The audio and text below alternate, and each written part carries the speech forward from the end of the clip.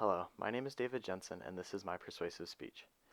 What exactly does the United Nations do to fulfill their self-proclaimed duties?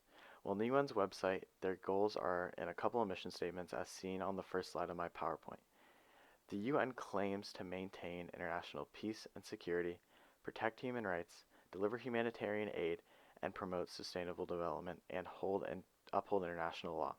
Though we are taught that the UN has been an important player in the increasingly globalized world, do they achieve their self-described goals, and are they effective in achieving them? This question is so important when realizing that the United States contributes 22 to 30% of the organization's funding, as reported by the National Review. And seen on slide 2 of my PowerPoint, the graph shows we are the largest donor by a great margin. Because of our great investment into this organization, we must ensure its legitimacy and its claims and ask the question, does it make sense to support an organization that fails to achieve its purpose? Fundamentally, in answering that question, I have concluded that the United Nations' actions do not reflect its founding principles and is ineffective. Thus, I believe the United States should not remain in this decrepit organization.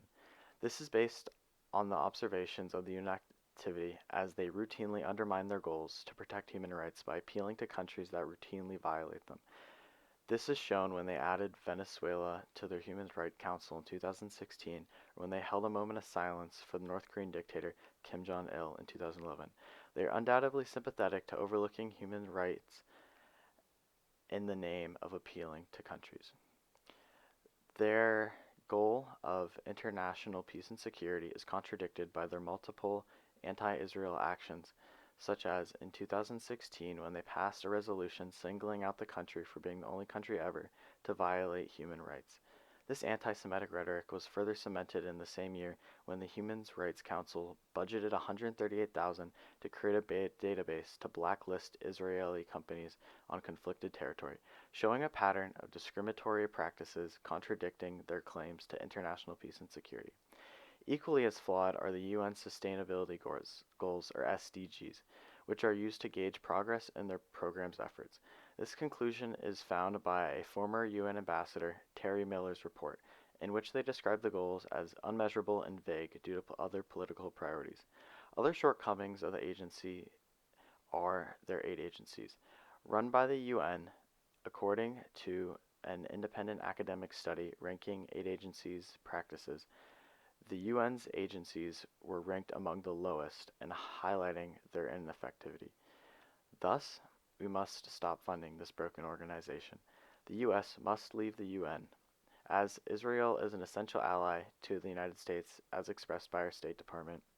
The continuation of funding this system and contributing to the anti-Semitism is unjust. These freed up funds can either be redistributed to another global aid agency or used to slow our nation's crippling debt. It is essential we stop condoning this unhonorable organization. Imagine a future knowing that your tax dollars are spent responsibly instead of attributing towards a mismanagement money pit. Though, on the contrary, some hold the opinion that the UN is responsible for maintaining foreign relations, and without this safeguard, war is more likely. But through the UN, we have normalized overlooking human rights to improve international relations, which is unacceptable. Even so, the modern UN that overlooks these violations of dignity cannot properly foster these relations. My aim is for whoever hears this to understand the UN's flaws, their inability to fulfill its purpose, its discriminatory practices, the compromising of human rights. I ask to raise awareness and to express this issue to politicians at every level of government. I ask to start conversations with friends and family nationwide, and I ask for the United States to no longer remain in the UN.